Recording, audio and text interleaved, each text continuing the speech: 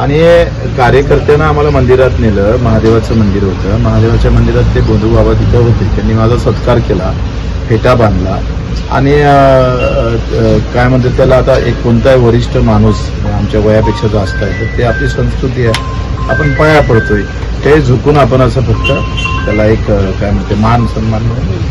तर ते 4 वर्षाच्या अगोदरची गोष्ट आहे. मी आता ते पाहतो, 2 वर्षे नाही 4 वर्ष अगोदरची गोष्ट आहे. त्या कार्यकर्त्यांना आग्रस्त नेला आणि समाजाचं मन राखावं लागतं कधी कधी. आम्हाला माहीत असतं का हा बाबा कामाचा नाही, हे सगळं होताण आहे, पण समाज मन नाराज झाला नाही पाहिजे म्हणून एक आम्हाला जपावं लागतं. वास्तविक ते कठोरपणा आपण घेतला पाहिजे. त्यानंतर नक्की आम्ही ते घेत राहू, त्याचा आम्ही निषेधच करतो.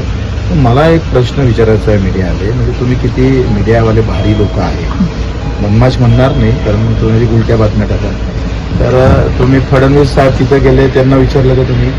अमित शहा तिथे जाऊन आले, त्यांना विचारलं का तुम्ही? ते तुमच्यात ते मर्दांगे येत नाही, त्यांना फोन लावून विचारायला पाहिजे. शिंदे साहेब तिथे गेले, ते विखे पाटील तिथे गेले, ते कोणत्या शिड्या बाहेर काढायच्या हे बीजेपीनंच ठरवलं. मीडिया तेवढ्याच बरोबर बाहेर काढतो. व्यवस्थित बीजेपी व्यवस्थित कार्यक्रम राबवत आहे आणि मीडिया तिथे जाऊन बरोबर ते तेवढ्याच. आता 300 कॅशर व्हिडिओ आहे तिथे. हॅलो, मग ते फक्त बीजेपीच्या संबंधित येत नाही. तुम्ही सांगा, जयंतराव पाटील गेले तिथे, तिथे विखे पाटील पण आहे बसलेले, त्याला विचारलं का तुम्ही? गरीब माणूस, त्याला कसं बदनाम करता येईल हा अजेंडा तिथूनच आलेला आहे बीजेपीच्या पार्टी कार्यालयात.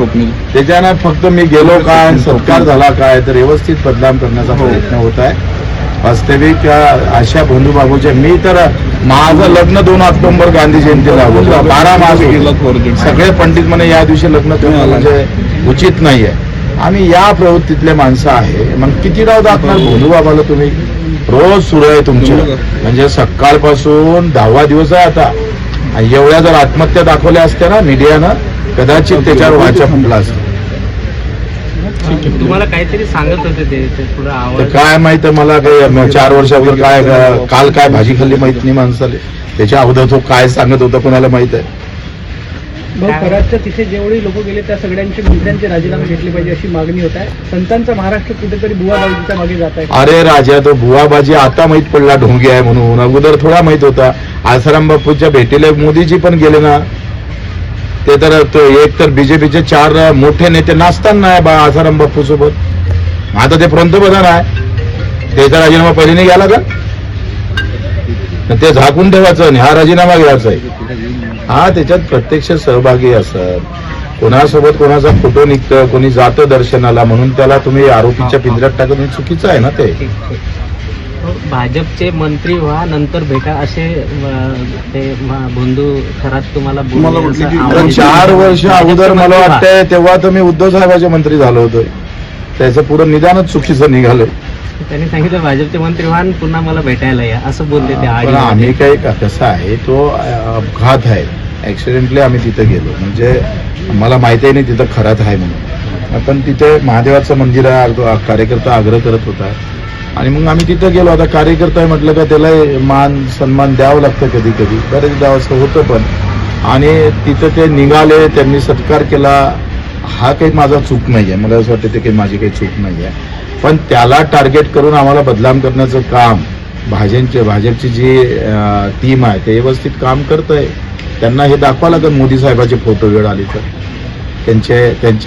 ते कशा पद्धतीनं समोर गेले, आसाराम बापूस बाबत ते काय बोलत होते. फडणवीस साहेबाचाही फोटो आहे, दाखवू.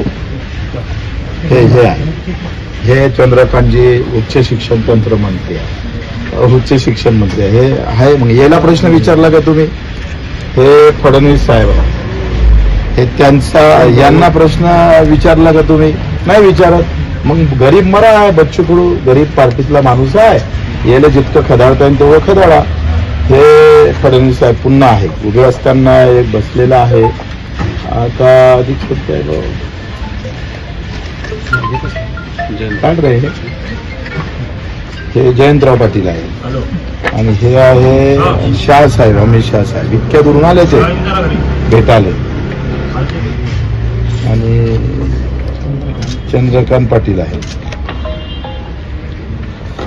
हे धनंजय मुंडे साहेब आहे आणि हे पुन्हा नार्वेकर आहे. मिलिंद नार्वेकर. मग आता हे कसं आहे का मी यांना दोष देत नाही, भेटीला जाणं म्हणजे काही गुन्हा नाही आहे. आता लोकांच्या मनामध्ये काही गोष्टी असतात आणि बऱ्याच गोष्टी आपल्याला न पटत करताना एखादी गोष्ट हो म्हणावं लागतं, म्हणजे विरोध घ्यावा लागतो.